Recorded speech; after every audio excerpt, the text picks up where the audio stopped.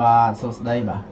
ចឹងខ្ញុំមកបង្ហាញ tool របស់យើងបាន update នៅ version ថ្មីនេះ version 3.5.2 ណាគឺខ្ញុំបាន update ទៅលើ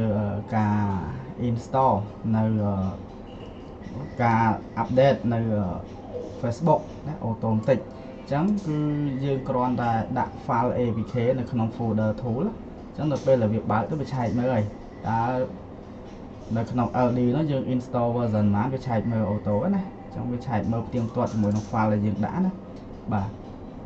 ចឹងគឺយើងដាក់វានៅក្នុង APK នេះនៅក្នុង folder tool យើងដាក់មកនេះគឺយើងដាក់បែបនេះណា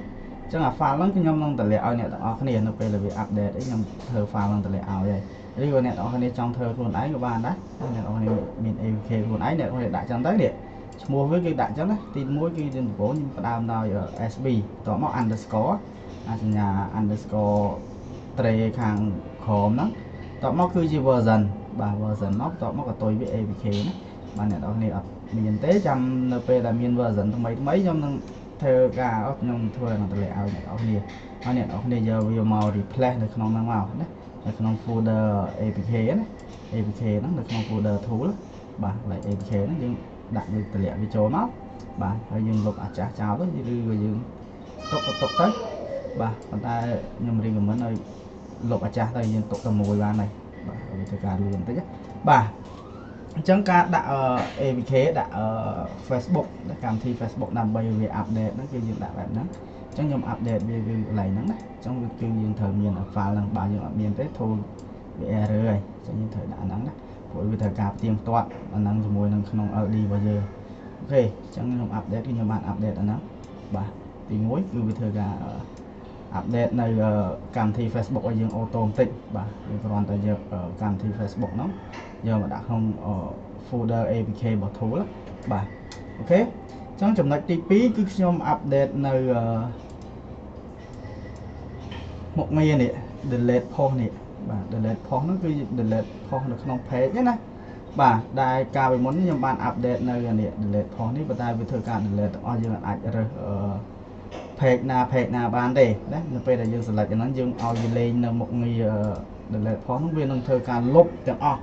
ណា post នៅក្នុងបានន័យថា admin យើងមានប្រមាណ page ហ្នឹងវាចូលទៅលុបទាំងអស់ page ហ្នឹងណាលុបក្នុង page ហ្នឹងមាន post ប្រមាណវាលុបទាំងអស់បាទអញ្ចឹងឥឡូវគឺខ្ញុំបាន update វាហើយគឺខ្ញុំបានធ្វើយើងអាច select page បានណាបើយើងលេងមុខងារហ្នឹងអាហ្នឹងយើងអត់ចង់លេងមុខងារហ្នឹងក៏យើងអាច select page ហ្នឹងទុកឲ្យហើយក៏បានដែរនេះដូចខ្ញុំទៅខ្ញុំ select ហើយឃើញទេគឺនេះសិតតែឈ្មោះ page ទេបាទសិតតែឈ្មោះ page អញ្ចឹងណាបាទអូខេអញ្ចឹងការ select page នេះគឺយើងចូលមកកាន់ page មកឥឡូវខ្ញុំធ្វើការ clear វាចោលសិននេះបាទនេះខ្ញុំធ្វើការ select all មកបាទ select all ខ្ញុំមាន menu មួយឈ្មោះថា clear delete post នេះបាទខ្ញុំ clear វាចោលសិនទៅអញ្ចឹងយើងចូលមកមើលកន្លែងនេះវិញគឺវាអស់ហើយនេះបាត់ហើយនេះកន្លែង delete post ហ្នឹងឃើញទេអញ្ចឹងការ select page ហ្នឹងអ្នកនរគ្នាចូលមកកាន់ page មកបាទចូលមកកាន់ page ហ្នឹងអ្នកនរគ្នារើសទៅចង់ select page ណាខ្លះអញ្ចឹងឧទាហរណ៍ខ្ញុំចង់ select page នេះណា10 page បាទខ្ញុំ select 10 page អញ្ចឹងបាទតោះមកខ្ញុំ right click យើងយកពី add to delete post នេះមកបាទប៉ុណ្ណឹងមកបាទវាដាក់វាថាប្រាប់ថាយើងជោគជ័យហើយអញ្ចឹងគឺយើងចូលទៅមើលវានៅណាយើងចូលមើលវាក្នុងនេះណាក្នុងនេះបាទយើងចូលមើលក្នុង profile មកយើងឃើញនេះ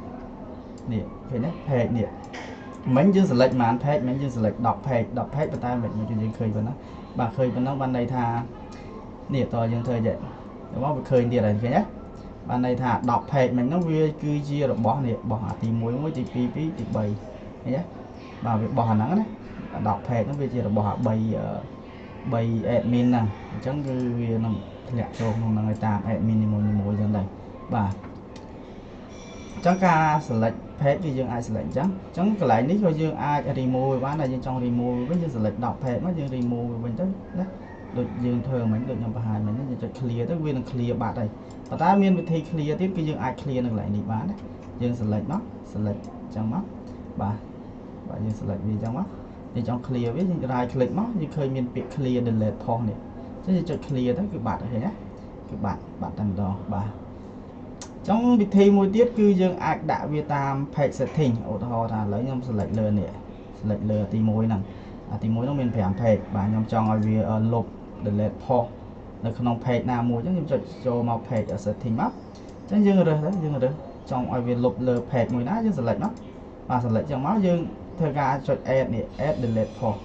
ពេលយើងចុច add នោះវាធ្លាក់ចូលនេះហើយឃើញទេវាធ្លាក់ចូលចឹងយើងចង់ add page ណាទៀតដែលយើងចង់លុប post វាចោលចឹងឧទាហរណ៍នេះមួយទៀតចឹងយើងចុច add ទៀតណាបាទវាធ្លាក់ចូលមកឃើញទេបាទអូខេចឹងការដាក់ចឹងការ clear វាដូចគ្នាដែរអ្នកគ្នារើសទៅរើស page ណាមួយទៅយើងចុច remove ចោលចឹង remove ចោលអូខេចឹងយើងចង់ remove ទាំងអស់យើងចុច remove all បាទចឹងវាបាត់អស់ទេបាទចឹងឧទាហរណ៍ឥឡូវខ្ញុំ add អីយ៉ាខ្ញុំ add វាច្រើនតិច1 2 3យ៉ាងចុះយើងចង់ remove វាចោលទាំងអស់ទាំង3ហ្នឹងបាទបើយើងចង់ remove មួយយើងចុចលើមកលើ page ហ្នឹងមកចុច remove ហ្នឹងមកវាបាត់ហើយណាតែយើងចង់ remove ទាំងអស់យើងចុច remove all ហ្នឹងមកបាទឃើញបាត់អស់ទេអូខេចឹងឧទាហរណ៍ខ្ញុំដាក់នេះមួយចុះ1ក្រោមមួយទៀត2បាទប៉ុណ្ណឹងមកគឺវាដាក់តែប៉ុណ្ណឹងទៅគឺវាជាប់ហើយយើង refresh មកគឺវានៅជាប់ហ្នឹងណា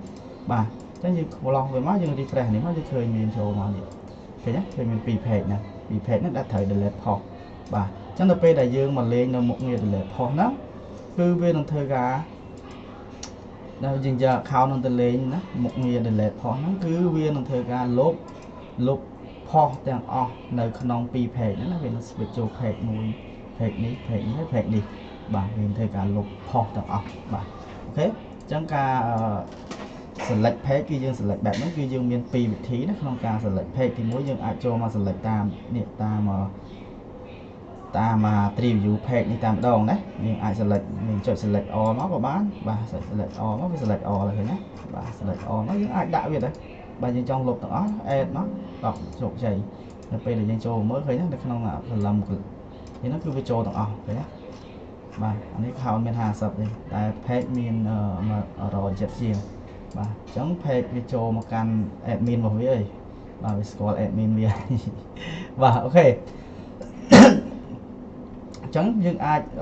remove យើងអាច remove ក្នុងនេះក៏បានដែរយើង select all យើង remove វាចោលវិញចុច clear នេះ clear delete post ទៅគឺវានឹង clear ឬក៏យើងចុច clear តាមលើនេះក៏បានដែរខ្ញុំចុច select all មកខ្ញុំ right click មកខ្ញុំយកពាក្យ clear delete post នេះមកឃើញបាត់ទេបាទអូខេអញ្ចឹងការដាក់អាហ្នឹងគឺមានប៉ុណ្ណឹងណាបាទអញ្ចឹងគឺយើងអាចដាក់ select យើងអាច select page ណាដែលយើងចង់ឲ្យលុប post ហ្នឹងគឺយើង select page ហ្នឹងទៅហើយតមកយើងមកលេងនៅមុខងារ delete post ទៅវានឹងធ្វើការលុបហើយបាទអញ្ចឹងការ update ដូចមានប៉ុណ្ណឹងទេណាបាទហើយខ្ញុំនេះដែរ update ទៅលើ share នេះឥឡូវគឺដំណើរការត្រឹមត្រូវវិញណាបាទដំណើរការវាធ្វើការត្រឹមត្រូវវិញដោយសារតែ version ថ្មីរបស់ Facebook ហ្នឹងប៉ុន្តែលើ Facebook ដែរណាត Facebook version ចុងក្រោយ version នេះ version ណាដែលខ្ញុំដាក់ឲ្យហ្នឹងគឺ version 530ណា530ចាប់ពី530ទៅឃើញថាវានេះវាដំណើរការត្រឹមត្រូវវិញ Facebook វាធ្វើការ update ទៅវាមាន expert មានអីចុចបានត្រឹមត្រូវវិញណាអញ្ចឹងការ share post នេះគឺអស់ដែលនេះ share នេះ share ទៅចុចទៅ comment បាទហើយថ្ងៃក្រោយខ្ញុំនឹងអាចដាក់មុខងារធ្វើការ share នេះមុខងារ more function ហ្នឹងខ្ញុំអាចដាក់ share វិញខ្ញុំចាំមើលសិនព្រោះអីខ្ញុំអត់ដាក់ដោយសារអីដោយសារតែកម្មវិធី Facebook ហ្នឹងវាអត់មាន expert ក្នុងការចាប់ share ហ្នឹងអញ្ចឹងហើយបានខ្ញុំអត់ដាក់បាទអូខេអញ្ចឹងខ្ញុំចាំមើលវាតិចទៀតសិនចាំមើល Facebook វា update មួយចំណងនេះទៀតបើថាវានៅតែមាន expert មានអីធម្មតាទេខ្ញុំធ្វើការ add វាចូលនៅក្នុងនោះទៀតណាដើម្បីឲ្យវាមានលក្ខណៈពេញលេញសម្រាប់អ្នកធ្វើអាជីវកម្មក៏បានសម្រាប់អ្នករកលុយតាម Facebook ក៏បានដែរបាទអូខេអញ្ចឹងគឺមានប៉ុណ្ណឹងទេការ update ដូចជាអត់មានអីទៀតទេបាទដូចជាអស់ហើយណាបាទអូខេបាទអញ្ចឹងគឺមានប៉ុណ្ណឹងទេបាទដើម្បីបង្ហាញអ្នកនរគ្នា